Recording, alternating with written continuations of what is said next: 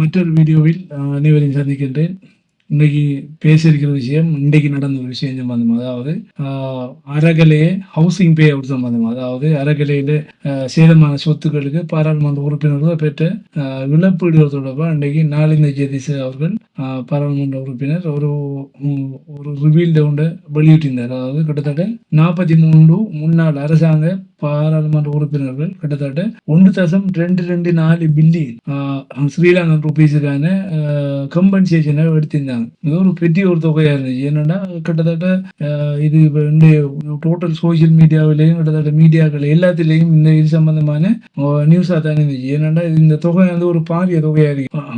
1200 million ரூபாய்களை கிட்ட அவங்க 43 பேருக்கு மட்டும் இதை பிரிச்சு கொடுப்பட்டிருக்கு. இப்ப இதை பார்த்த முடிஞ்சுன்னா அறகலையில சேதமான வீடுகளுக்கான இழப்பீடுகள் 2 பேர்ல இது ஈடுபட்டிருக்கு. இப்ப இதுல இருக்கிற விமர்சனங்கள் இது ஒரு பாரிய அதிர்வலை ஏற்படுத்திக்கிறது காரணம் என்னன்னு, இலங்கையில அதாவது முற்ற ஒரு சொத்து ஒன்று சேதமடைய முடிச்சுன்னா அதுக்கு செலுத்த வேண்டிய தொகை இல்லாட்டி அது இழப்பீடு மேக்சிமம் எவ்வளோ 25 லட்சம். ஆனா இங்க நடந்திருக்கிறது கிட்டத்தட்ட 43 பேருக்கு தனிநபர்கள் அதாவது 1.2 பில்லியன் ருபீஸை பயந்திருக்காங்க ஒவ்வொரு தொகையில். இது கிட்டத்தட்ட 100 மில்லியன் வரைக்கும் போற அன்னளவா 100 மில்லியன் வரைக்கும் சிலர்கள் எடுத்திருக்காங்க. இப்ப இதை பார்த்த முடிஞ்சுன்னா இதுல உண்மையா 100 மில்லியனுக்கு கிட்ட எடுத்தாங்களா இருந்துச்சுன்னா 95.9 மில்லியனு கெஹலியர் அம்புக்குள்ள அவங்களுக்கு தெரிஞ்சிருக்கும். Johnson Fernando 93.4 million. இப்படியான ஆட்கள் கிட்டத்தட்ட 100 மில்லியனு கிட்ட எடுத்திருக்காங்க. 10 கோடி கிட்ட எடுத்திருக்காங்க.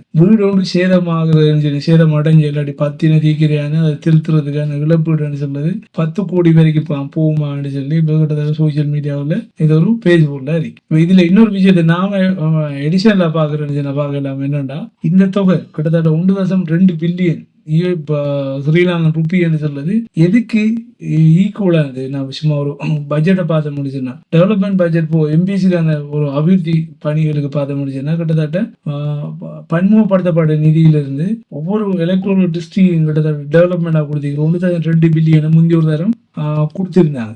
இந்த தொகை கிட்டத்தட்ட ஈக்குவலான தொகை இது இந்த இழப்பீடு தொகை ஈக்குவலா இருக்கு. அதே மாதிரி முந்தி ஒரு திட்டம் ஒன்று வந்துச்சு சிசுதாம் 7 ஸ்கூல் கன்ஸ்ட்ரக்ஷன் ப்ராஜெக்ட். இந்த ப்ராஜெக்டுக்கு 368 ஸ்கூல் பில்டிங்குக்கு மொத்தமாக கொடுத்த தொகையை 1.282 பில்லியன் இலங்கை ரூபாய்கள். இந்த 43 எம்பிமாரும் இழப்பீடு அடுத்த தொகை 1.224 பில்லியன். இதுல இருக்கிற வித்தியாசத்தை நீங்க பாருங்க. கிட்டத்தட்ட அடுத்தது பார்லிமெண்ட் ஆபரேஷனுக்கு ஒவ்வொரு தரம் பார்லிமெண்ட் ஆபரேஷனுக்கு இலங்கையில 2022 கணக்கெட்டின்படி 3.248 பில்லியன் ரூபாய்கள் செலவாயிருக்கு. 3.248 பில்லியன் செலவாகி 2022 பார்லிமெண்ட் ஆபரேஷன்ஸ் மட்டும் பாராளுமன்ற நடவடிக்கைகளை முன்கொண்டு சொல்லுது. இந்த தொகை கிட்டத்தட்ட இந்த இழப்பீடு தொகை ஒரு 1/3 பங்கா காணப்படுது. இப்படி இந்த செலவீடுகளை நாம இதோட கம்பேர் பண்ணக்குள்ள இப்படிதான் இருக்குது. இந்த தகவல் வெளியான உடனே மக்களுக்கு இடையில இது சம்பந்தமான ஒரு பாரிய ஒரு விமர்சனம் உண்டு. நாம சோசியல் மீடியா பாவங்களே விளங்கு. ஏன்னு சொன்னா இது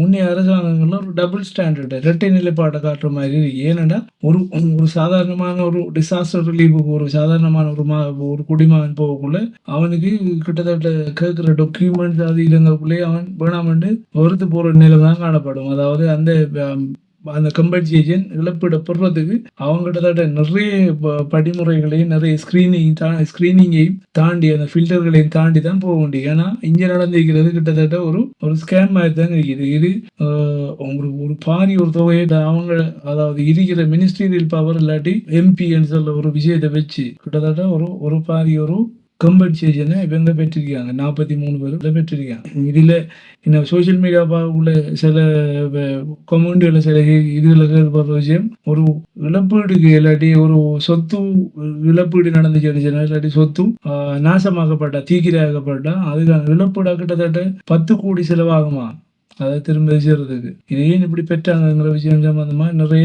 விமர்சனங்கள் தற்போது போகிறீ. இப்ப இது சம்பந்தமா இனி அடுத்து என்ன நடக்கும்னு சொல்லி நமக்கு தெரியா. ஆனா இது சம்பந்தமா அரசாங்கம் அடுத்து தன் நிலைப்பாடு என்னன்னு சொல்லி ஆரம்பிக்கும் வரைக்கும் நாம அது சம்பந்தமா ஒரு தீர்க்கமான ஒரு முடிவையோ இல்லாட்டி என்ன நடக்கும்னு சொல்லி சொல்லல. ஆனா சில நேரங்கள்ல இது சம்பந்தமான விசாரணைகள் இந்த எக்ஸசிவா கொடுப்பட்ட இல்லாட்டி மேலதிகமா கொடுப்பட்ட அமௌண்ட் திரும்ப ரீக்ளைம் பண்ற விஷயம் இப்படின்னு சொல்லி அரசாங்கம் சில நடவடிக்கைகளை மேற்கொள்ளலாம். இது உண்மையா இன்றைக்கு ஒரு நடந்த ஒரு ஒரு ஒரு பாரிய ஒரு ரிவீல் அவுட், அதாவது பாரிய ஒரு வெளிப்படுத்தல் தற்போதைய அரசாங்கத்தால் மேற்கொள்ளப்பட்டு இது தொடர்பான ஃபர்தர் டெவலப்மெண்ட் ஏதாவது சொல்லிச்சுன்னா அதை நம்ம அப்டேட் பண்ணுவோம். இதான் இன்றைய விஷயம்.